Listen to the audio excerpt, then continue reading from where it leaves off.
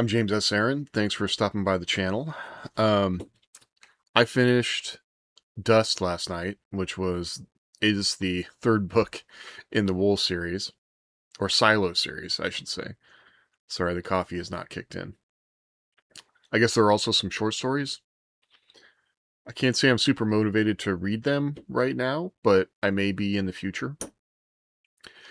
In my other book review about Shift, I neglected to say that the thing that got me back into picking these books up again because I had read Wool after watching the show Silo, being kind of interested and intrigued by what the show had done. Read the book, liked the book. I thought the book did a lot of cool things as far as reversals and how it was doling out mysteries and things like that.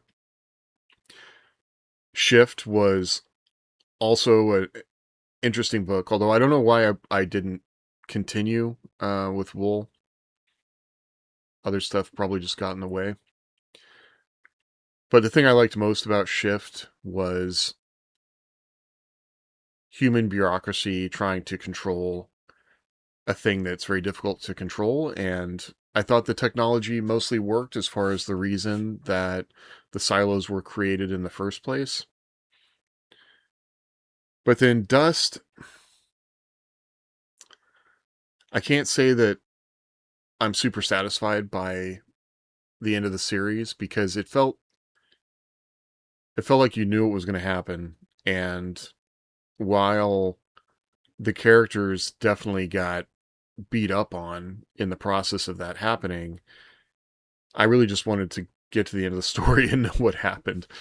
I was switching back and forth between the audiobook and the ebook, and one of the things about doing that is, audio, I tend not to listen to audio super fast. I usually listen to it at 1.2 depending on the narrator, but I can read much faster than I can listen. And so listening when I'm engaged forces me to really slow down and listen to the story more. And whereas reading, I can, it's just a lot easier to skip through things.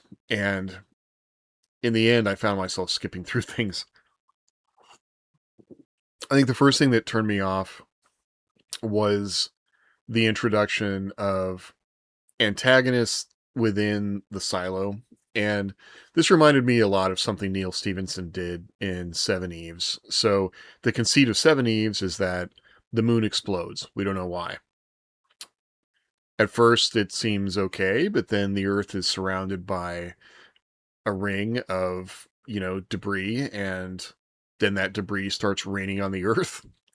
And all the scientists say that basically the Earth is going to turn into a molten hellscape for about 500 years, and we need to figure out what to do about that.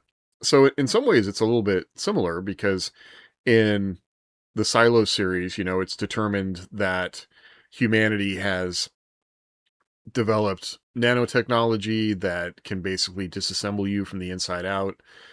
And like Fallout, which this series owes a lot to, that's been acknowledged as I read deeper into, what Hugh Howey had said about it. Once you've created the thing, like the Fallout shelters, the company that Vault Tech that creates the Fallout shelters has a very strong incentive to get people to use them. And in this case, the government, it's never quite clear, but they, I guess, bomb the area where the shelters are located. And that's where I think things also just started falling apart for me when Dust does a lot more sort of explanation of that or trying to piece all that together. And it turns out that the silos, you have supposedly 50 silos with a control silo or a lead silo. Each of them has close to 10,000 people in it. And the whole point, which is being controlled by an AI of sorts, is that only one of the silos is going to make it. And they don't outright say it, but it's kind of like the show Ascension, which had a similar concept where they're sort of genetically engineering people to succeed in the new environment. And they don't come out right and say that, but it gets back to the lotteries of who's allowed to have kids and who isn't. And they are selectively breeding for a certain type of person, I guess, who's maybe more willing to follow authority, and everybody that isn't willing to follow authority has to go do a cleaning, which is the go outside and die. But it's the conceit of how people go outside and die that somehow, you know, bad nanites or nano are released when they go out and they attack and kill people, and the mechanism of how that works is you really got to suspend a lot of disbelief with that. And then once they do manage to escape at the end, it's still not clear how any of that works. And so getting back to what happened in Seven Eves, basically everybody's getting off the planet, and they've managed to, you know, get modules in space. This is a time where humanity really should come together and figure out how to work together to, assemble the modules into a space, an operating space station, getting outside the ring of molten, of rock that's pelting the Earth. And instead, we end up with a bunch of sort of political maneuvering by characters being stupid just for, it felt like the excuse of being stupid. So we had, drama. And maybe that's what it comes down to, is like drama with no real incentive, to me just feels contrived.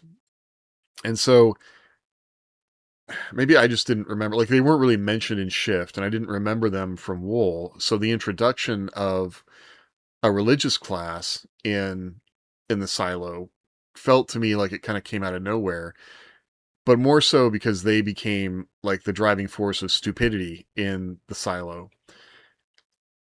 And I don't like it when, like, however you feel about religion, it could certainly serve a purpose and having faith. And there are definitely themes of what is hope and why should we hope if we're moving forward in this sort of scenario where, we all have to band together in essentially what is a spaceship in order to survive. Like there are a lot of parallels here between like a generation ship going to Alpha Centauri, and what it would take to really survive in that sort of setting. But they're just stupid for no good reason. Like they want to sort of do the work of the over bad guys in Silo 1 as far as like destroying the past. And so they actively try to destroy any history books or knowledge that they come across, which, okay, you could say that the church has done that throughout its history, but it's also just feels really like that's the easy button when it comes to what a bad guy can do. And then also there's a 7-year-old character, and maybe I'm more sensitive to this because I have a 7-year-old. And so I could pretty much buy the way she was acting in the environment that she had grown up in, but then she gets sold off as a child bride. And that also kind of feels like the easy button when it comes to things I can make a bad guy do. I would have much rather them be more of a, like, have an alternate vision of what the future of the silo should be, or potentially they were supporting what, the whole head of IT had been set up as the entity that supports the mission that Silo 1, the lead silo, is trying to impose on these people. And instead they basically want to be, I shouldn't even call them Luddites, because they're not working to preserve a certain thing. They're just trying to, kind of do the tropes of what evil religion does. And then we get kind of a satisfying scene where Jimmy gets to rescue the girl, and there is a fun line where he says, you all do weddings awful fast. Let's see how you do funerals. And then he shoots the, you know, the guy that tries to marry Elise. So that was satisfying. But it also, as I'm going through those chapters, it's like, what's going to happen. And if he pulls a George Martin and kills the child, like, that's not what these books are going to do. So I don't know. But this is also a world where they're willing to gas like 10,000 people and to shut down a silo. So I don't know. It felt like the world building was just falling apart for me more and more as we got to the end. Like the whole idea of, burrowing between silos. Like I ended up going down a whole rabbit hole on could this actually exist? Could it actually exist in Georgia? Like there is, I learned a lot about the deep waste storage facility in New Mexico. which is one of the most geologically stable places on the earth. But I didn't know a lot about like how pressure works when you get that far down, and the amount of water that is moving through the earth is like a huge problem. And I mean, flooding is certainly a thing that is a problem for these characters, but the amount of maintenance it would take to, maintain this. And so I talked in the last review about sort of the mainspring concept in any world building, that you can get your reader to believe certain things, but when you pile too much on top of it, it's making the dream pretty hard to hold on to. I liked the way, the lead character Donald like got his retribution in the end. I I felt like we were cheated a bit in his final scenes with the we could call him the Dark Brother in this sense, which is the kind of alternate antagonist protagonist. Thurman. Thurman has his concept of what's going to save the world, and they don't really get a scene at the end. Like basically, Thurman shows up, shoots him, and Donald is going to uh, set off a bomb in the reactors, and he does. It's a pretty easy how he gets down to the reactor level, but also even saying the word reactor got me to like, okay, that's Fallout. But then there's a lot more there in running a nuclear reactor, and all the other silos have been using oil. That was a little unclear. So I don't know. I might be mixing up the show with the books at that point, because I didn't read these directly through.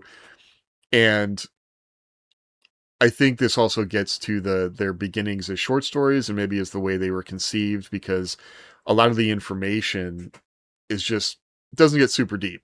And there's a reason for that. Obviously, you're there for the characters. You're not necessarily there to really get the engineering of how this would work. Although I'm very interested in how the engineering of it would work, especially when a big part of this is that the silos had apparently been designed that if we don't gas everybody, we can also like collapse the silo on everybody, like some kind of, potato spiral that's going to like wreck everybody. And it's just, it really starts asking the reader to believe that these people are just absolute monsters. And then I'm like, how long would it take to get all those people in there? And I'm doing asking ChatGPT to do the calculations on it. And it's like, well, if we move people quickly, we could get them in there in, a few days. Like, okay, but where do they park all their cars? What do they do with their pets? Um, it starts getting hard for me at that point, especially when in Shift it is set up that all this happens very suddenly.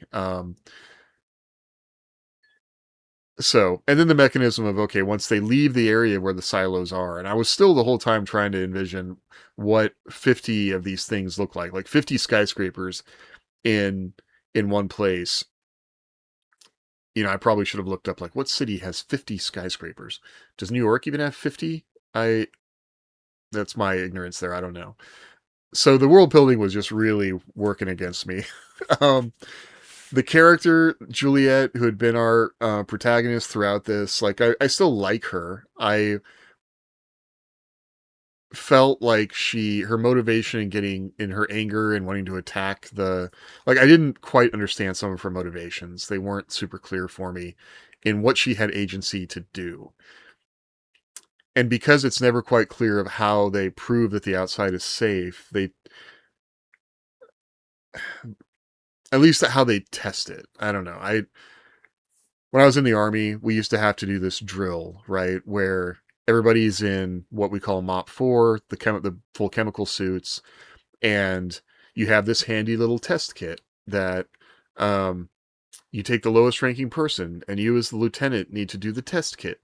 And okay, there's popping of bubbles and scraping of like a strip on the test kit, which already looks like some kind of low rent, you know, kids fidget toy that you pull out of a package that may or may not be, 20 years old, because it's for training. So you don't actually know if it's like really good or not. And plus you're not in an active, there's no agents around to set it off. So you kind of have to trust this thing would work. Right. But part of that drill is to take the lowest ranking person. Okay, Private Snuffy, you go stand over there, and Staff Sergeant Smith, you point your weapon at Private Snuffy, and me, the lieutenant, is going to do this. And okay, it looks good outside. Private Snuffy, take your mask off, and and then we're going to watch him and make sure that he doesn't, start frothing at the mouth and die. When you're just doing that drill, it's kind of like, yeah, yeah, yeah, whatever. But then when you're getting ready to deploy and you're thinking about that and you're going to a place where people actively use chemical weapons and have been proven to do it, like it's a little different. And so the scene at the end where they all, are outside and they see birds and that seems great. Like they all take their masks off, take their helmets off, and everything's fine. That just felt pretty disingenuous to me. Like that is a moment of sheer terror that could have carried a lot more weight in the story, I guess. Which for me kind of gets back to the origin as short stories, I suppose, or very action driven. While it does pay like some lip service to emotion and what people are feeling, it's still kind of very surface level, as like the sheer terror that you would be feeling if your whole life you've been taught that the outside is going to kill you, and now you've gone outside for the first time. Like one of the things was agoraphobia. Like they kind of go outside and they're in the wide open world, and I mean people would be having heart attacks, um so that there was a lot there that could have really been built up that wasn't. So I still enjoyed it though. Like one thing I want to emphasize is that even if you're writing a story and you don't get all the details right, you finished it. And so I can at least complain about the fact that the story didn't do the things I wanted to do. The fact is I still read it, and this is a very popular series. And it's got a TV show that for all purposes is pretty good, which, as a writer, you can't ask for anything more than that, right? Um, so these are my nitpicks. And I think if I was going to do it over again, or if I was going to write a, some kind of bunker story, these are probably things I would be thinking about. Because I think I jumped away from the YouTube video that sent me down the rabbit hole on all this, but it was basically talking about bunkers and people living in bunkers and what that would really be like to be stuck inside, a hole in the ground for a long period of time, and how that's been portrayed in fiction in different places. And as I was, jumping around the internet reading as well, like one of the questions that had come up is like, is this actually just Fallout fan fiction? And other people were saying, well, it definitely, and Howie has acknowledged that, Fallout was an inspiration, which is true. Like I shouldn't call vampire fiction all just fan fiction of Bram Stoker, right? It's now its own thing.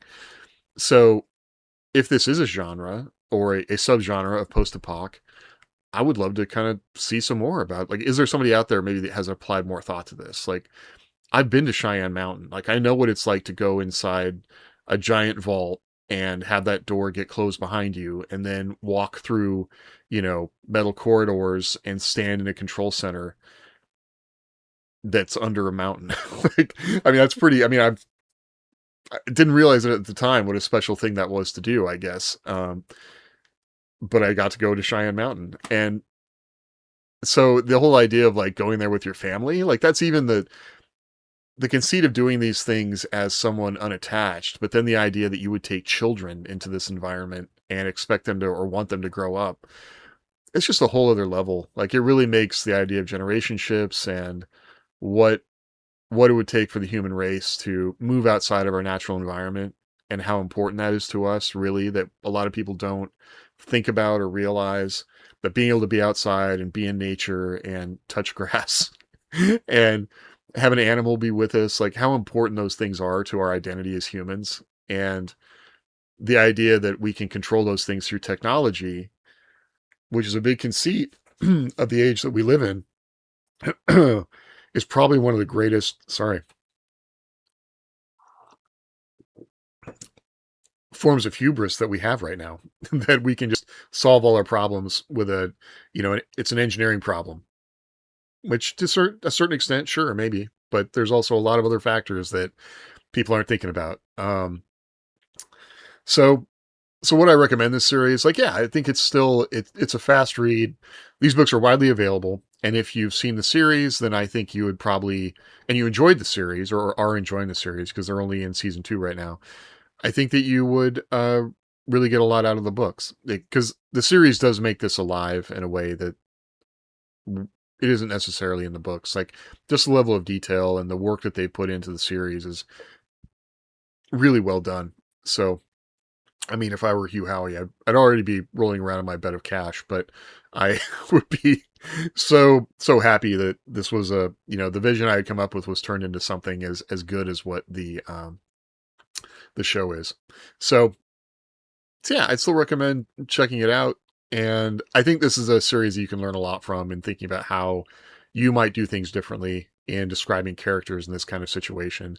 And the amount of information that you would provide about the situation to either increase believability or just not deal with it at all, because this is the kind of scenario, as you're looking at how the author did world building, that more information sometimes works against the dream that you're trying to extend with this story. So yeah, and I'm gonna go look for more bunker fiction, and I'll link to the YouTube video that I watched in the first place, because it was well done, as well. So, all right, I'm James O'Sarin. I talk about books and writing and writer life, creative life type stuff. So, thanks for hanging out. I'll talk to you later.